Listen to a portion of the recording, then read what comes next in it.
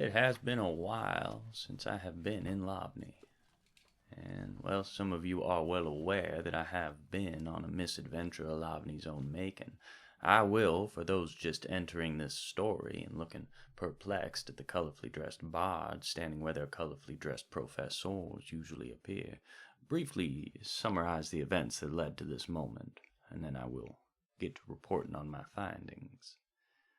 That said, I do plan on sharing some music while I am here, both to pass the time while I wait for some friends to finish up teaching their classes, and because I believe there is more to truth and knowledge than cold, hard data. As for introductions, my name is Julèsse Saint-Siltreaux of the Pa Dlo Saint-Siltreauxs, and it is my task to travel across the prairie, bringing missives, music, news, and stories. But not all context is truthful, and not all knowledge is deliverable in lecture form. To put our knowledge in the context of where we sit in the universe demands, I think, some level of disconnection with the facts themselves. In any case, my invitation to Asheville and my initial departure there towards was coupled with a task put upon me by ye scholars of Lavni, after I had been most impressed by the painful demonstration by one of your own of a Lavni Jard, a gathering of socialites in an elaborate masquerade and harp. After some initial investigations, I was sent to inquire, discover, and record information about other efforts in yon foreign lands to discover the truth of Ita Saidui, and as it turns out, to tame the lightning that arcs across the sky. So stick around with me for a little while. I'll tell you what I learned and what those other places have been up to, and maybe come up with a little bit of inspiration of your own in the meantime.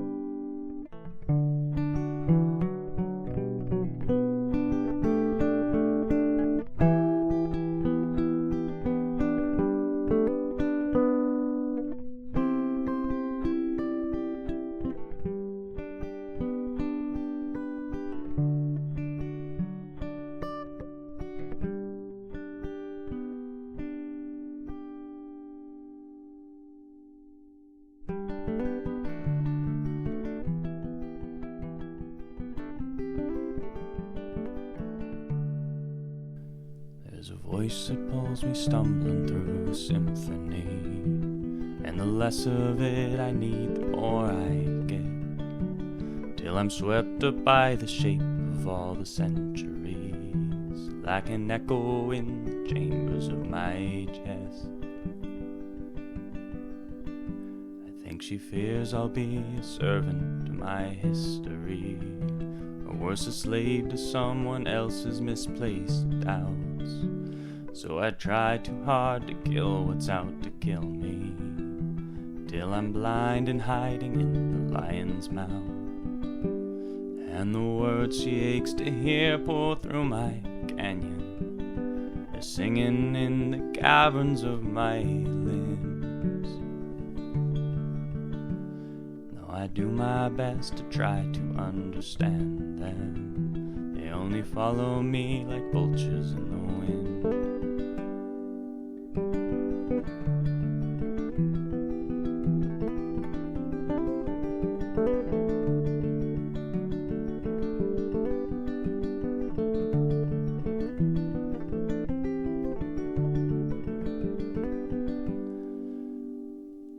Heard that I should write something worth reading, or I should do something worth writing about. And as my ears they buzz like bees upon the ceiling, I start to pour a little more than I'm allowed.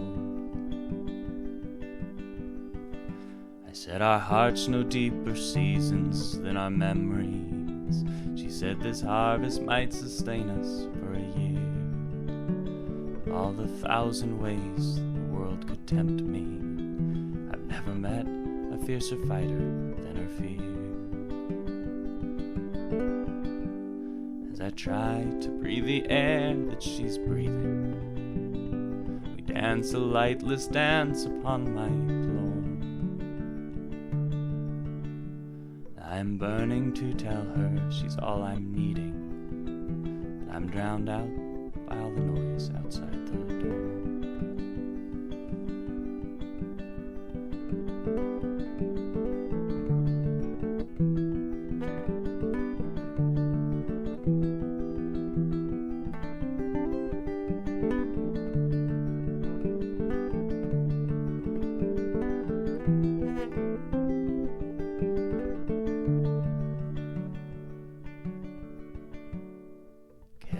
By the current of the morning, miles below the surface of the dawn.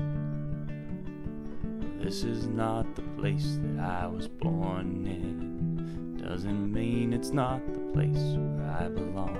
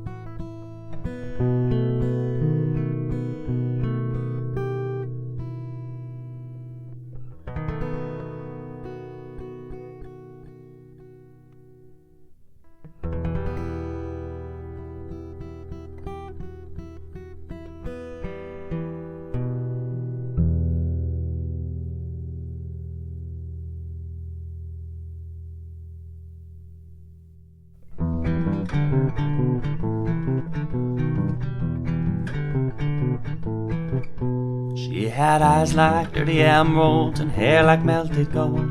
Her taste was silver dollars, so I'm told. Says there's things a lover needs, or else a lover comes undone. She's got a walk that leaves me wondering, am I still the only one? Ain't got the means, I ain't got the money. Thank God the church closed the banks on Sunday. I got two strong shoulders and this old rock hammer, putting two and two and two and two and two and two together, singing, hey now, what can you do? Hey now, what can you do? Hey now, what can you do? You went all happily ever after, sadly all as ever after was you. Carnation on my collar, diamonds on my cuff. Gonna wine and dine my baby, cause sometimes whining ain't enough. But let me tell you friends about a recipe for pain. It's a splash of fresh magnificence and a hint of old disdain. She said, what you doing, baby? You're dressed up like a clown. Looks like a touch of class, and kicked your ass and thrown you to the ground. Believe me, it's so easy to see who's dues you pay. Your money smells like vinyl, honey, old money smells like suede. Hey now, what can you do? Hey now, what can you do?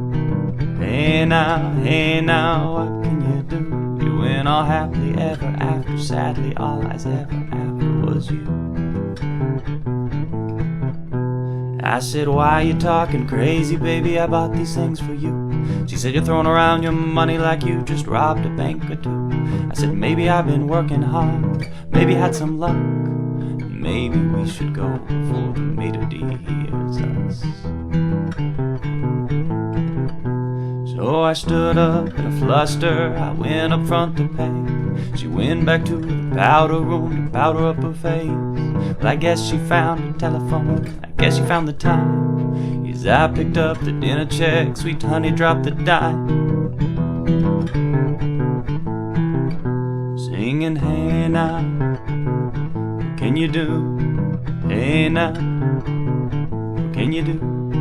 Hey now, what can you do? You went all happily ever after, sadly all as ever after was you. Well, I heard the sirens coming, I was out the door, back to put the money where the money was before. I made it to the bank, hell, I made it through the wall, but I kicked a brick behind me and I heard the tunnel fall. So here I am, oh here I sit, here's where I'll be, trapped inside the bank vault till the police rescue me. Take me to the big house where there ain't no girls like you, where the boys will tell you what they want, that's all you gotta do. Hey now, hey now, hey now, what can you do? When all happily ever after, sadly all as ever after was you.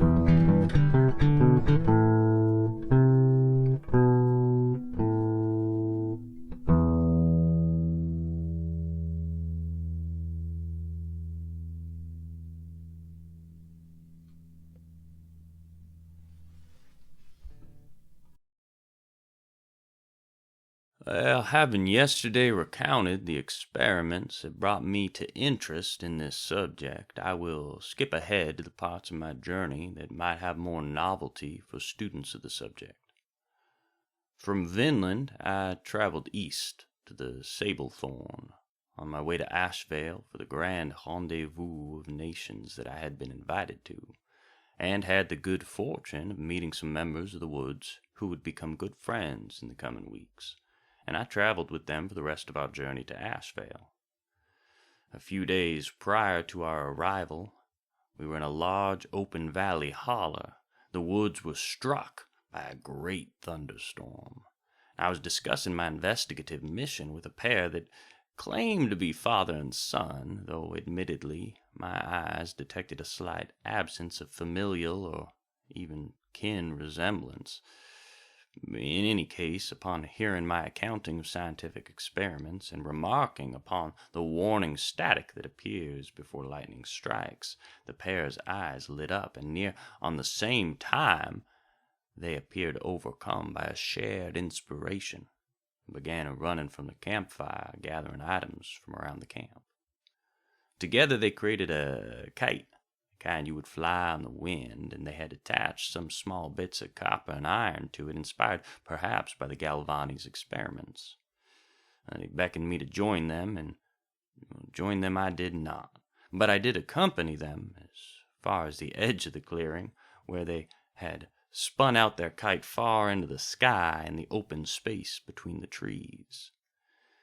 Lightning cracked through the sky, and all of the sable-woods shook with the thunder.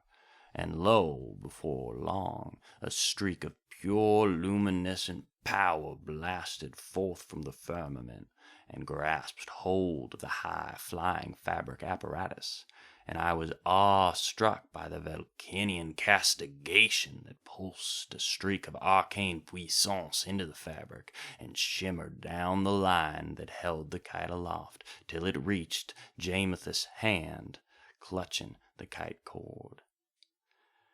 And I will act as witness, and say that the impact upon Jamethus' body was the same as which I had seen at the University of Lavni. The body went rigid with the same arcane power that flows from Lavni jaws, and Jamethus was thrown clear across the clearing with a complete brutality, as if struck in the chest by an Asomarian cannon. Their body tumbled through the air and struck a tree, and wide-eyed the son, Remy, and I rushed to Jamethus' side, and Using techniques of triage I had learned during the Revolution, we breathed pulled Jamethus back from the limbo in which their bodies shivered. Bold and noble Jamethus was, aside from a singedness to some hirsute places, no worse for wear. The point, of course, of this story is the connection, the static shock that Jamethus received was the very same as that which one can see from a friction machine or by rubbing amber with wool. More experimentation on the arcane connections are, I assume, needed, but insofar as the discovery has been made, this advance in science and knowledge belongs to the Sablethorn.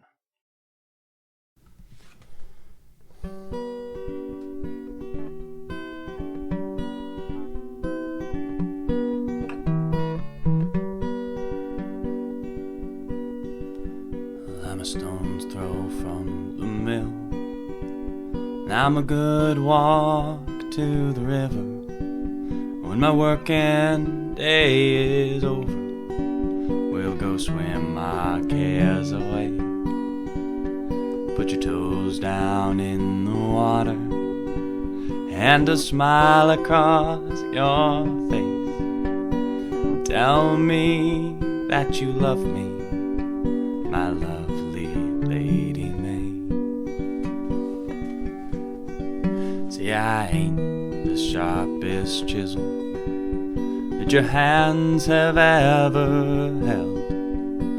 Darling, I could love you well till the roll is called on high. I've seen my share of trouble, and I've held my weight in shame. And I'm baptized in your name, my lovely Lady May.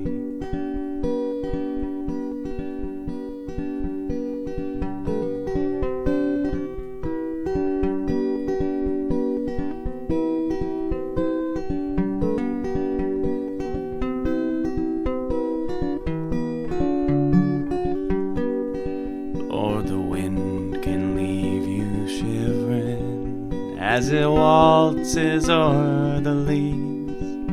It's been rushing through my timber till your love brought on the spring.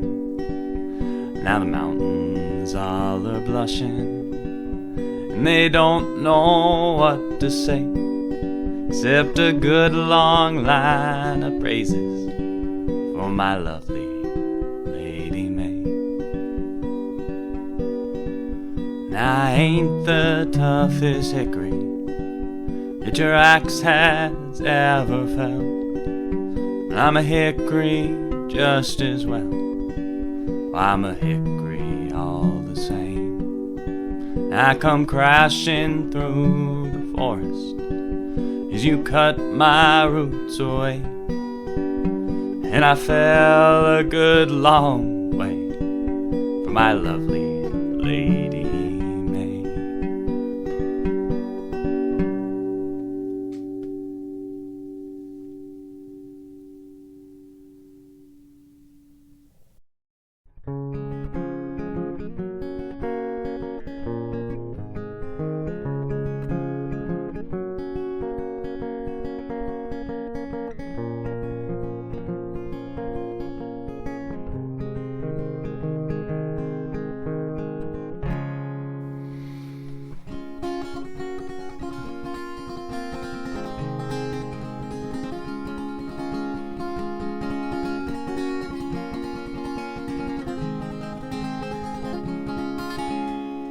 High upon a forgotten mountain top lay a garden untended and dry.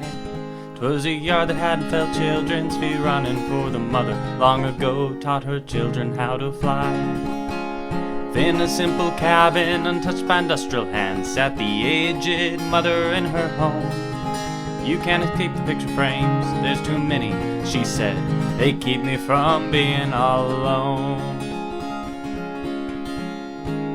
Well, she spoke, he was an honest man. He worked hard to put food on our plates.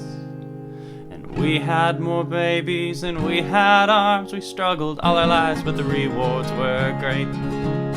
When my son came home from the war, he rested his head on my breast and said, "Ma, I'm tired of being used and grinded down. I feel so low. Can you make me feel like I'm the best?" My best friend wed a savage man, and he wore her like a bad tattoo. His only love was for the bottle. She said, "There's only one thing left for me to do. To be wild once again, I will take back my life, I'll run away." Set flame to his truck. He won't ever know what he's been missing. I did every day, joy, freedom, dance, and love.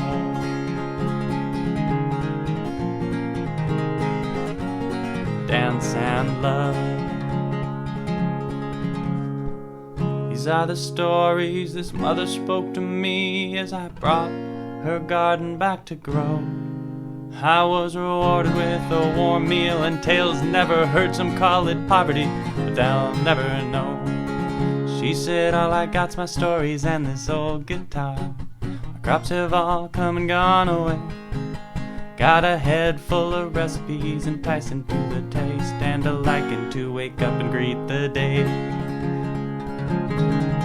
Got a bad back from raising my children, from hugging my husband so tight. Well, I never cared much for any government.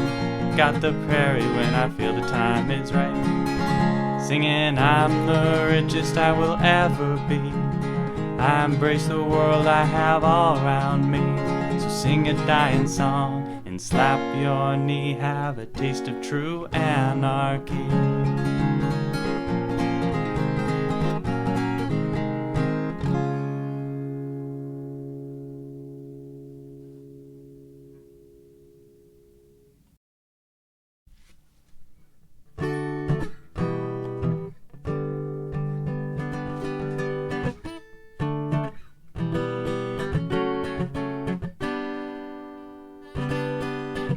So tired trying to see from behind the red in my eyes.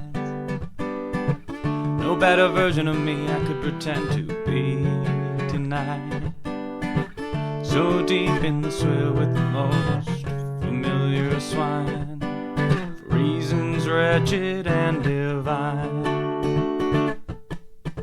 She blows out of nowhere, roaming candle the while, laughing her way through my feeble disguise.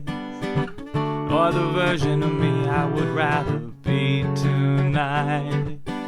Lord, she found me just in time, 'cause with my mid-youth crisis all said and done, I need to be youthfully felt, 'cause God, I never felt young. She's gonna save me, call me baby, run her hands through my hair. She'll know me crazy, soothe me daily, better yet she wouldn't care. We'll steal a Lexus, be detectives, ride round picking up clues. We'll name our children Jackie and Wilson, raise them on rhythm and blues. Lord, it'd be great to find a place we could escape sometime. Me and my Isis, growing black irises in the sunshine. Every version of me dead and buried in the yard outside. Sit back and watch the world go by. Happy to lie back and watch it burn and rust. We tried the world, good God, it wasn't for us. She's gonna save me, call me baby, run her hands through my hair. She'll know me crazy, soothe me daily, better yet she wouldn't care. We'll steal a Lexus, be detectives, ride round picking up clues. We'll name our children Jackie and Wilson, raise them on rhythm and blues.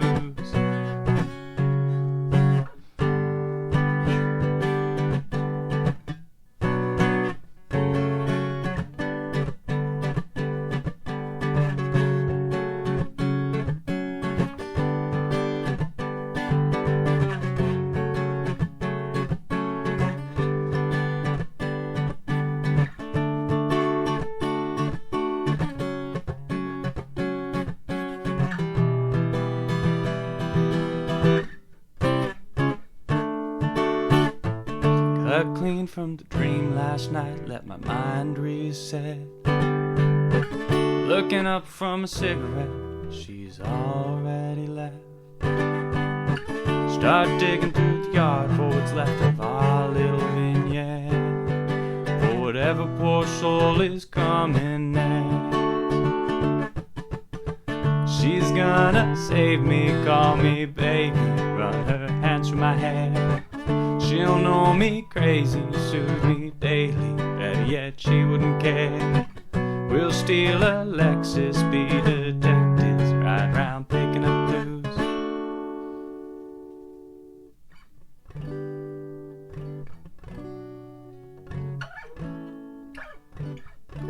We'll name our children Jackie and Wilson, raise them on rhythm and blues.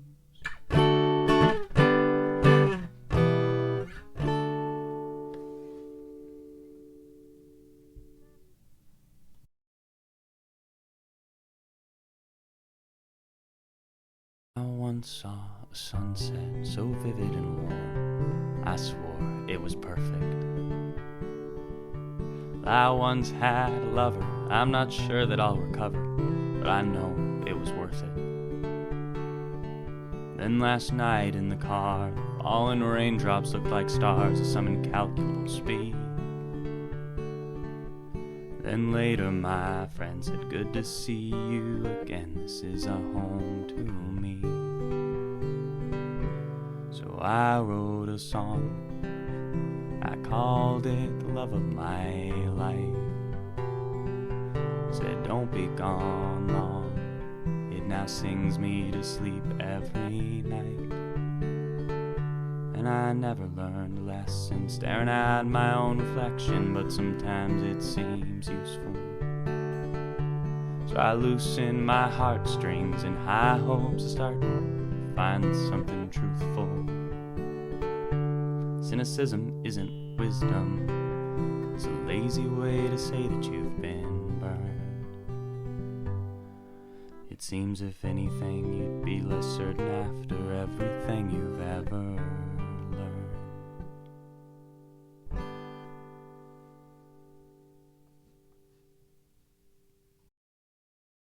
I will skip, unfortunately, perhaps the intercession in Asheville. There was, I am sure, experimentation in the city, but my mission in the nascently presentable city was of a different variety, and so I have no information to present on that account. Where the intrigue picks back up again is weeks later in the city of Prairie, in the laboratory of the esteemed scientician Alessandre Folla, scholar, inventor, and frankly, poor holder of liquor from the liberated cities. In between my leaving the quarters and my arriving in Prairie, the Galvanis had apparently engaged in a rather brutal and savage postal exchange with Alessandro. Where the Galvanis' published work speaks to Mumbarereha, Folla maintains a fervent belief that however you define the static charge that underlies Itasaijui, or as it is referred to in the liberated cities, electricity, it is not, by nature, present in the body of living things. Alessandro's research proposes that the electricity is caused by two dissimilar metals reacting with the moist tissue of the frogs. In fact, the invention that Alessandro was so excited to show me was the same as had been recreated by Professor Aldini for his experiments with Herr Foster. Alessandro demonstrated the principles behind the tower, pointing out the electrical effects occurring between only metal and wet paper, without any animal tissue. Now, I'm not sure this disproves the Galvani's theory of Mumbarereha, but I'm also not a scholar of natural philosophy. In any case, Alessandro explained to me that the arcane static flows between the copper and zinc, which is separated by brine-soaked cloth. And the interaction between the zinc and the brine slowly dissolves this zinc and releases Itasaijui over time. The arcane static thus dissipates in a slower and more even fashion than could be done with a Lavni jar. To my great enjoyment, I was allowed to lead the experiment myself, with polite oversight by Ale, and upon stacking the cloths and metals, an electric current was indeed produced. I did inquire as to the brutal postal exchange that had occurred, and Ale admitted that the debate at the moment was primarily philosophical, but that Ale was intent on demonstrating the source of electricity, and that Ale believed the source was a chemical one, and not a biological one. I suggested Ale name the pile the voltaic pile, after Ale himself, but I'm not sure it'll catch on.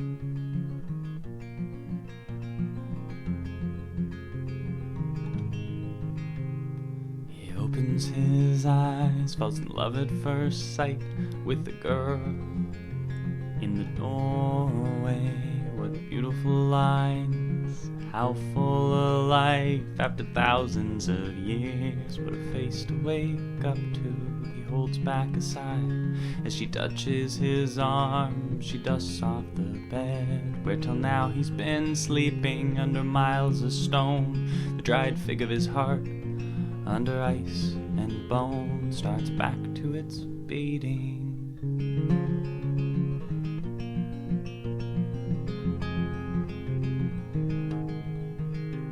She carries him home in a beautiful boat. He watches the scene from a porthole in stowage. He can hear all she says as she sits by his bed, and one day his lips answer her in her own language. The days quickly pass, he loves making her laugh.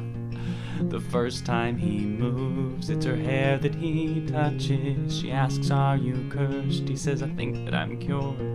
And he talks of Scanhold and girls in Hancock.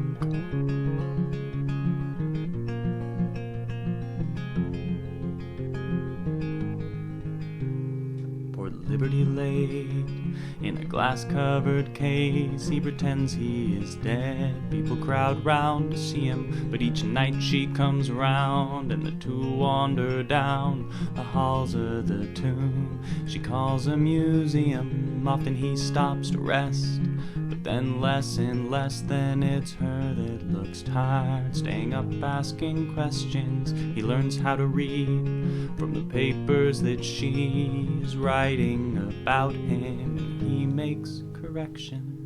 It's his face on her book, more and more come to look. Families from Hillsford, the Darkmire Quarters, and one day it's too much. He decides to get up, and chaos ensues as he walks out to find her. She's using a cane. Her hair looks too pale, but she's happy to see him. As they walk, he supports her. She asks, "Are you cursed?" But his answer's obscured in an ice storm of questions and rowdy reporters.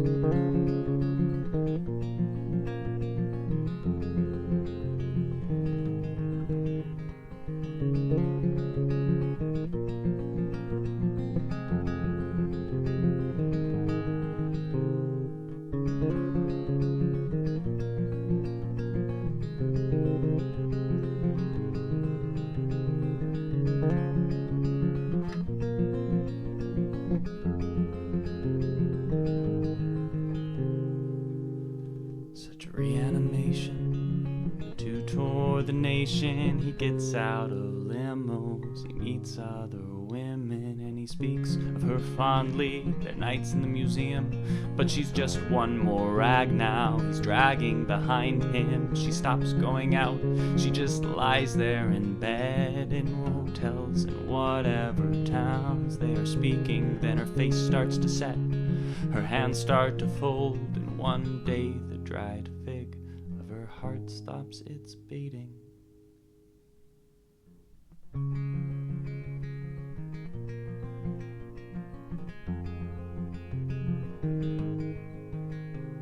Long ago on the ship,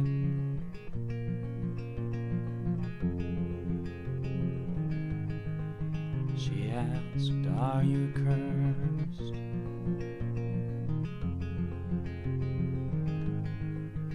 He said, "I think that I'm cured."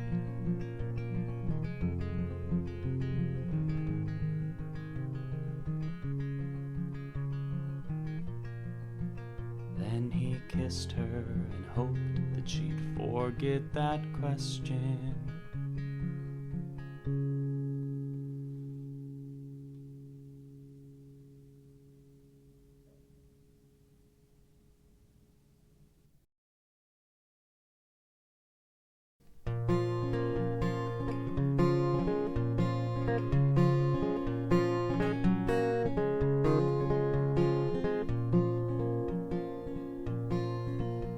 Oh, Sally, my dear, it's you I'd be kissing. Oh, Sally, my dear, it's you I'd be kissing. Well, she smiled and replied, you don't know what you're missing. Oh, Sally, my dear, I wish I could wed you. Oh, Sally, my dear, I wish I could bed you. Well, she smiled and replied, then you'd say I misled you.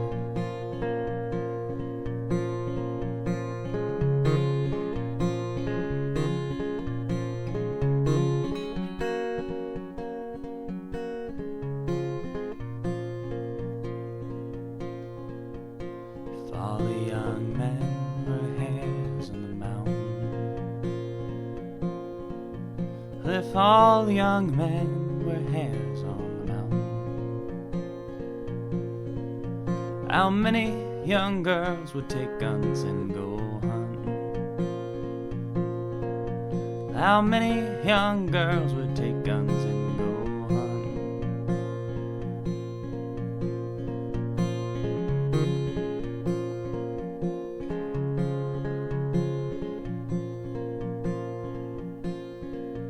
The young men could sing like blackbirds and thrushes.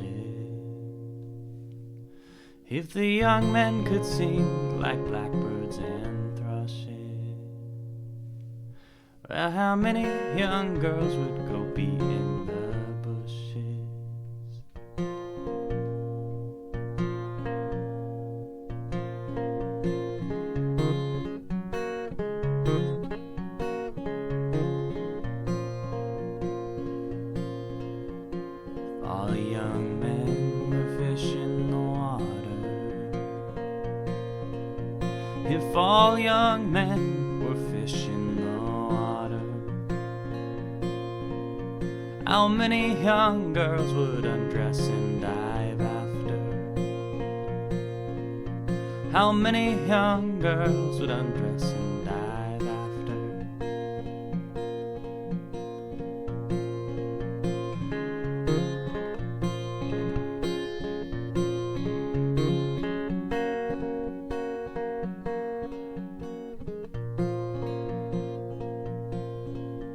The young men are given to frisking and fooling.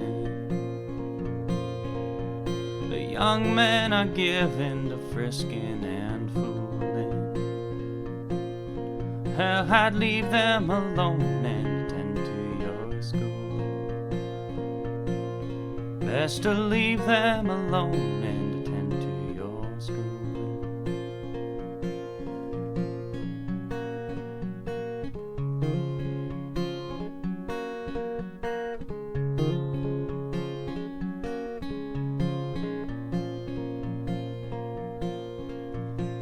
All the young men were hares on the mountain. If all the young men were hares on the mountain, how many young girls would take guns and go hunting? How many young girls would take guns and go hunting?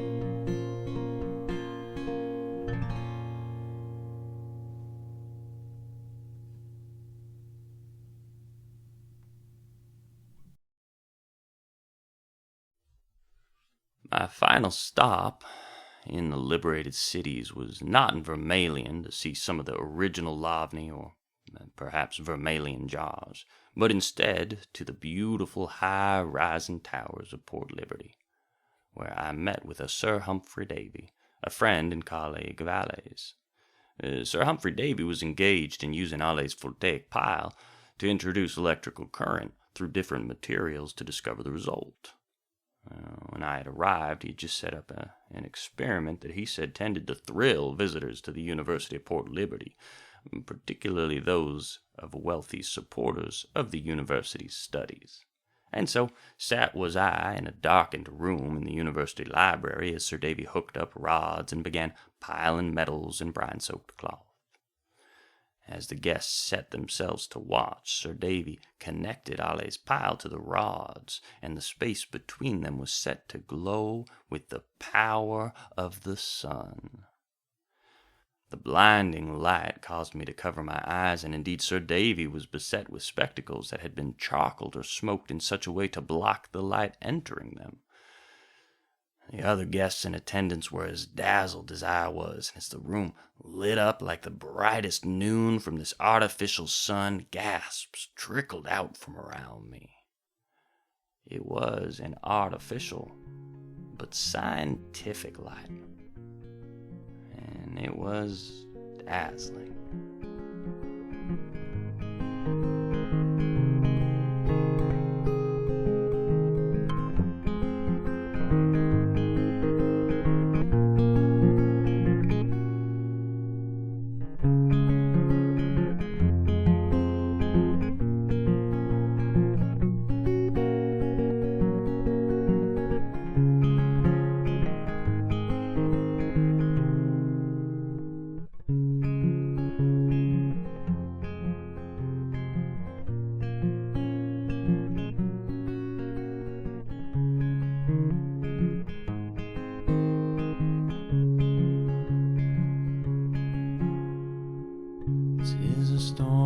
That began long, long ago. I was a young oak tree in Azamar's dark soil. And like all other saplings, I had dreams of growing strong and tall. But one day, a rebel with a bullet in his chest hung his musket on my limbs and laid to rest. And there beside me, as the blood soaked to my roots, the soldier sang a song of grace.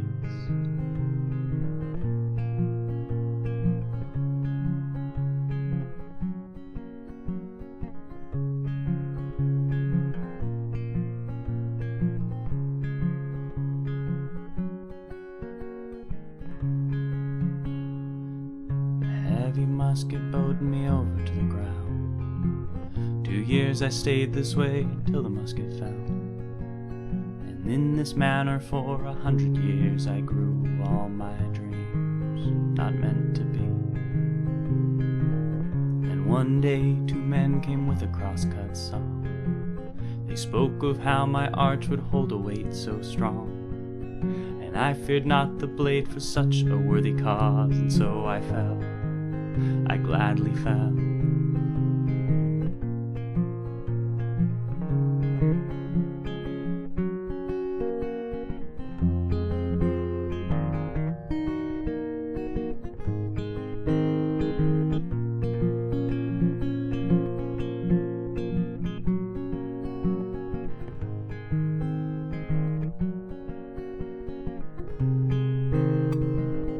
3 winter days aboard a northbound way, 3 more beneath the hero's careful blade.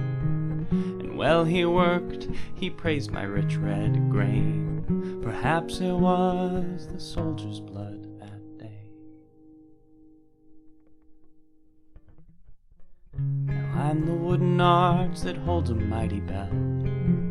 3 stocks before me cracked, but I shall never fail. Up in a tall cathedral high above my dreams of long ago.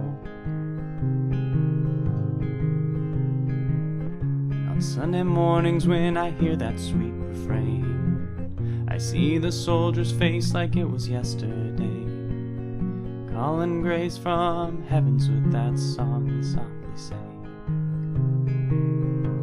of the prairie's grace.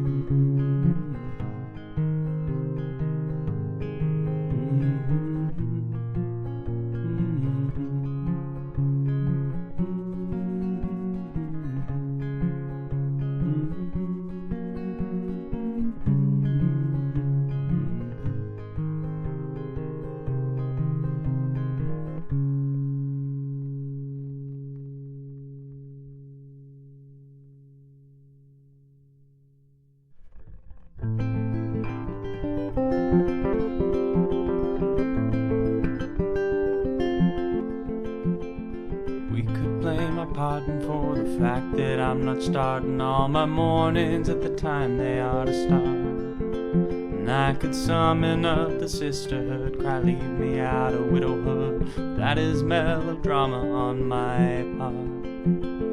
I could blame my grieving on the fact that I've been leaving us behind, the ones we were when this began.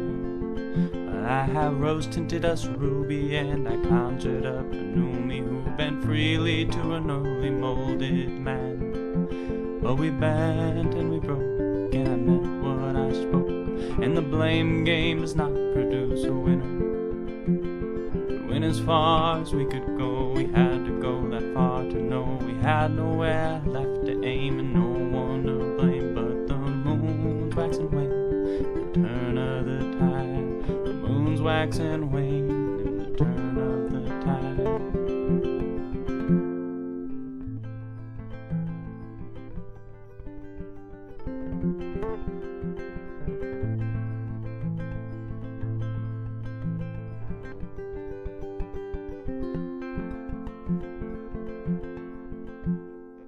I could blame my parents for my vices so inherent I cannot shake them much as I may try.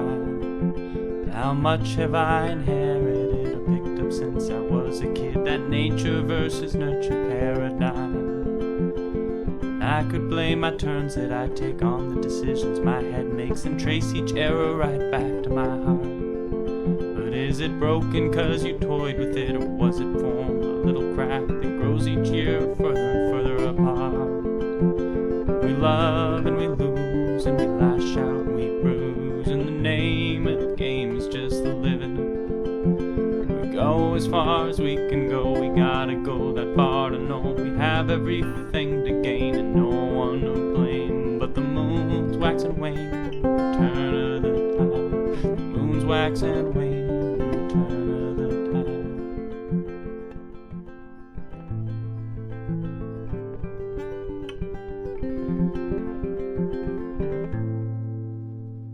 So I looked at karma, and if I try not to harm another, I will not be harmed by anything. If I salute the magpie, knock on wood, will I be doing any good? Am I strung up, or do I pull the strings?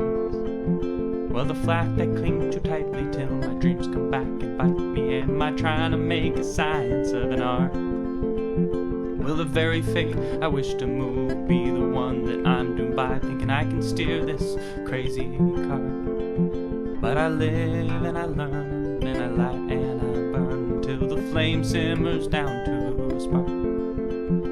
I'll go as far as I can go, I gotta go that far to know that I have everything to gain and no one I can train. The moon's wax and wane, the turn of the tide. Oh, the moon's wax and wane, and the turn of the tide.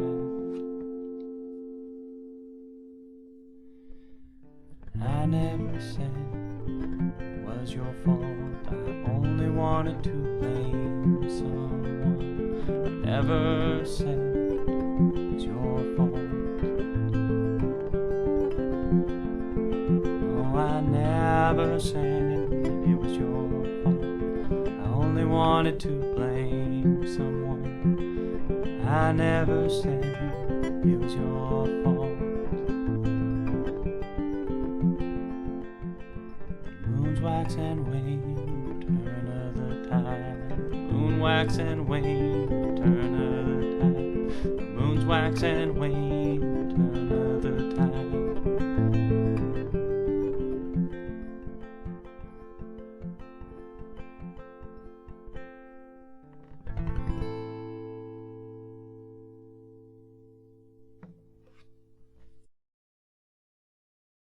That's about it for me today.